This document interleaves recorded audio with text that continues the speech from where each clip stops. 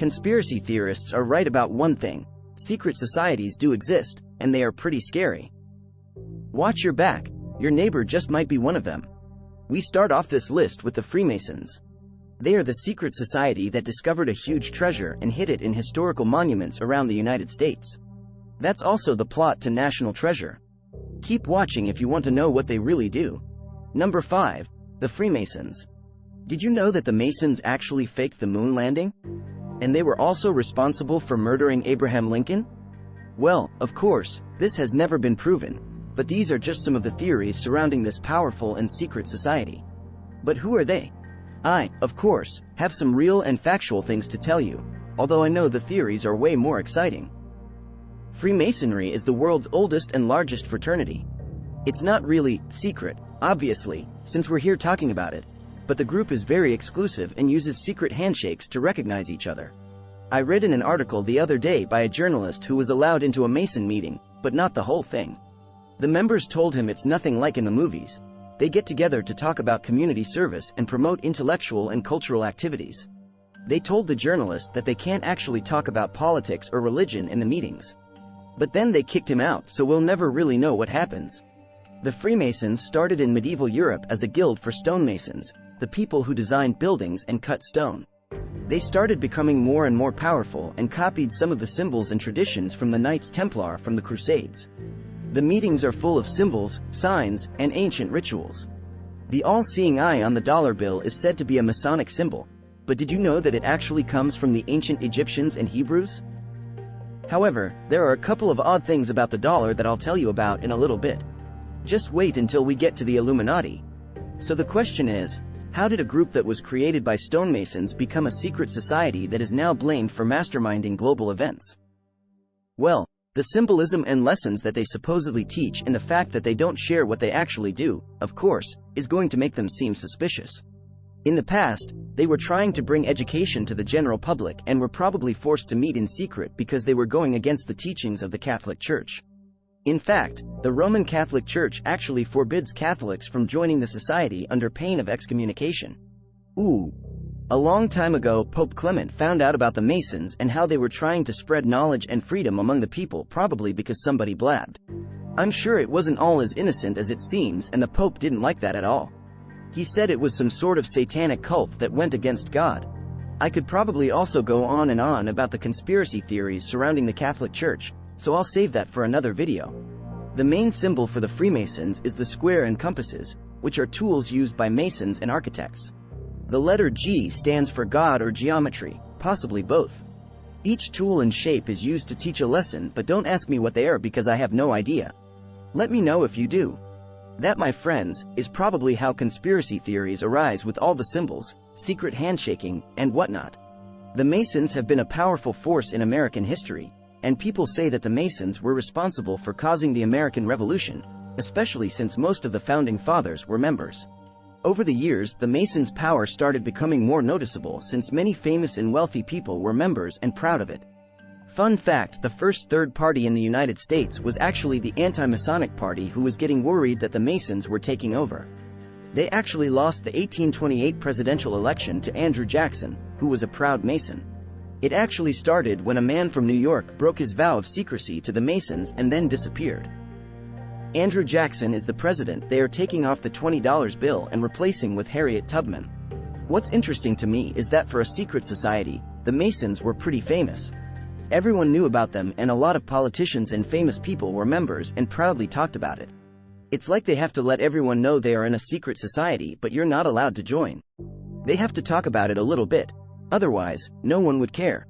Here are some famous members: Mozart, Theodore Roosevelt, Mark Twain, Winston Churchill, Henry Ford, John Wayne, Houdini. Number 4. Skull and Bones. Now this one is pretty cool, I have to say.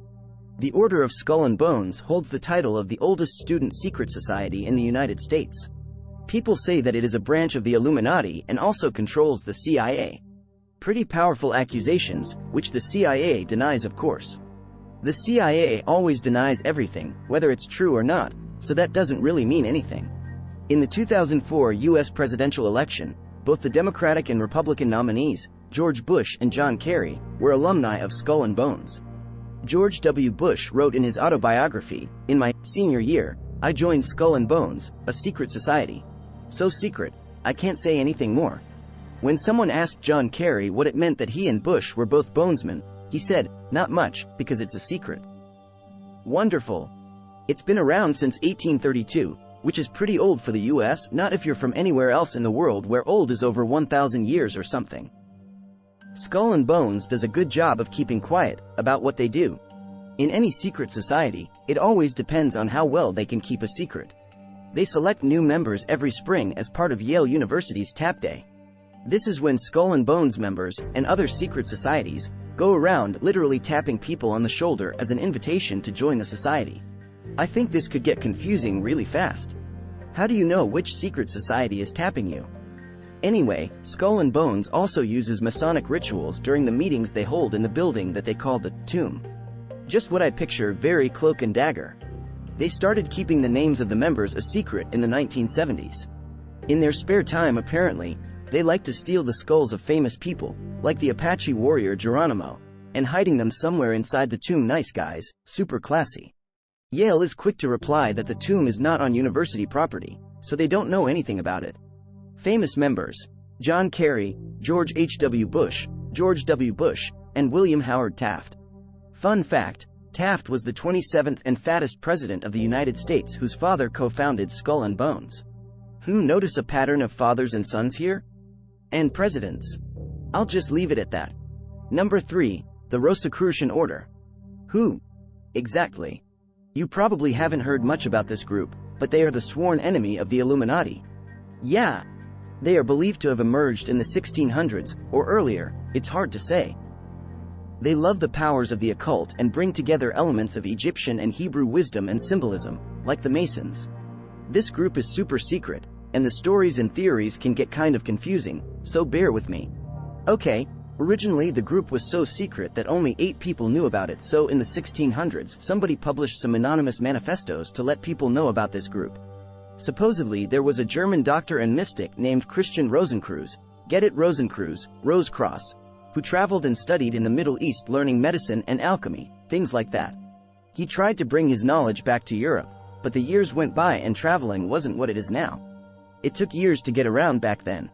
Since he couldn't get back to Germany, he created the Rosicrucians with the 8 members that I was telling you about. Each member was a doctor and a sworn bachelor, and they undertook an oath to heal the sick for free, maintain a secret fellowship, and to find a replacement for himself before he died. That way they could keep the knowledge safe from the Catholic Church and the rest of society, who probably wouldn't be able to handle it. Since it is likely that much of the knowledge about hospitals and bathing came from the Moors, medieval European society would probably have killed them first, asked questions later. Their symbol is a rosy cross, used by the Templars before them, and it is said to even predate Christianity. The symbol, I mean. Not the secret society. So, you know all the rumors surrounding the Illuminati of murders and plots to destroy the government and religion. It was actually the Rosicrucians who were the first ones to start spying on the members of the Illuminati and accused them of all of their crimes. Which is when all the conspiracy theories of the Illuminati started. Coincidence? I think not. When the manifestos came out, people tried to contact the secret society from the pamphlets, including René Descartes, William Shakespeare, and the philosopher and scientist Sir Francis Bacon.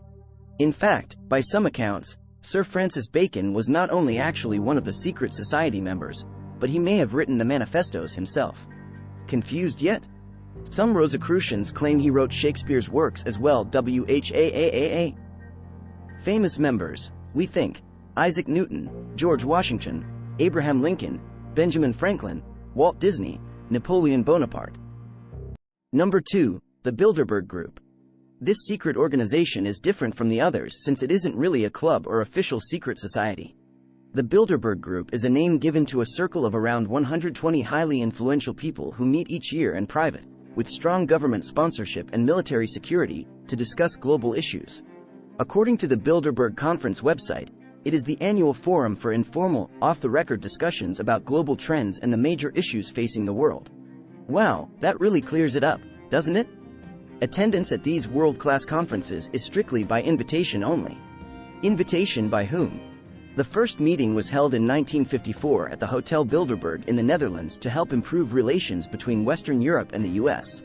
See, here's the hotel. Now the hotel changes, and as you can see, they would rather be a little bit more isolated, right there. European politicians, princes, and prime ministers organized the event along with the CIA and the US presidential advisors. There were 2 guests from each nation, each representing a liberal and conservative point of view, and 11 Americans. Everyone had a great time, and they decided to make it an annual event. Yay! I think it's a good thing, right? Well, everyone that's invited thinks it's great since they all say they can finally speak honestly to one another, which is kind of a scary thought. But since it's so secret, how do we know what they're doing? They might be planning future assassinations or playing croquet for all we know. Who knows what exactly happens? Especially since the press is prohibited from entering. The attendees are forbidden, under oath, to share any details. So, conspiracy theorists can have a field day with this one. Some accuse the Bilderberg Group of conspiring to impose capitalist domination, others of using the opportunity to establish a world government. Here are some famous attendees: Bill Clinton, Bill Gates. What is Bill Gates doing there? And officials from the World Bank. Maybe they all planned the sex scandal with Strauss-Kahn and the hotel maid. If you don't know what I'm talking about, you should Google it. Now for the most dangerous and powerful secret society. But first, which secret society would you rather belong to? Number 1. The Order of the Illuminati. I saved the best for last. If anyone is to blame for the murder of JFK and John Lennon, it's the Illuminati. Okay, not really, but the Illuminati has been blamed for almost every unexplained event in history as well as wars and revolutions. Many US presidents, Warren Buffett, Madonna, and even Katy Perry, are alleged to be part of the modern-day Illuminati. Recently, they have also been accused of murdering Prince. Why?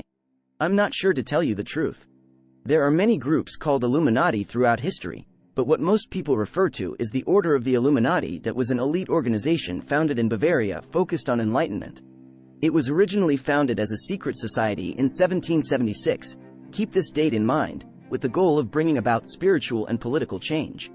The organization's members included forward-thinking influential leaders from the top tiers of society who opposed general superstition, religious oppression, and political abuse.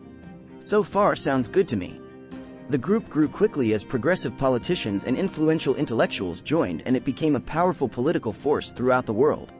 That is, of course, until the Pope ordered they disband. Yes, the same Pope that hated the Masons too, and the Bavarian government made it a criminal offense to join or support the Order of the Illuminati. Many conspiracy theorists claim that there are many symbols on the dollar bill that represent the Illuminati. Let's look first at the Great Seal with the eagle. The coat of arms above the eagle's head has 13 stars. The number 13 is supposed to represent the original 13 colonies of the United States. From a darker point of view, the number 13 is evil, and the 13 stars are formed in the shape of a hexagram, a demonic symbol. Remember that most of these societies are accused of trying to destroy religion and control all things from the shadows. The number 13 is repeated all over the dollar bill. 13 stars in the constellation over the eagle's head, 13 stripes in the shield, 13 arrows held in the eagle's left talon, 13 letters in E pluribus unum on the scroll carried by the eagle, and 13 layers to the unfinished pyramid. Theorists believe this repetition of the number 13 also demonstrates the power of 13 American families that dominated politics, among them Washington, Solomon, and Jefferson, during the time of the seal's creation. Each of these families allegedly contained members of the Illuminati. Back to the unfinished pyramid, at the bottom is the year 1776 in Roman numerals. Again, this refers to the year the Declaration of Independence was signed. Theorists believe this is a reference to the year the Bavarian Illuminati was founded. Crazy coincidence? Floating just above the unfinished pyramid sits the most notorious of all symbols associated with the Illuminati. The Eye of Providence, watching over everything. You can also see in Latin, Nuvus Ordo Seclorum, New Order of the Ages. What do you guys think? Some of the conspiracy theories swirling around the Illuminati include that they were responsible for the French Revolution, multiple disease outbreaks, and in general mastermind events to control the world and gain political power to establish a new world order. Since they are so secretive and no one really knows for sure what happened to them, conspiracy theorists maintain that the Illuminati survived and the organization still exists today.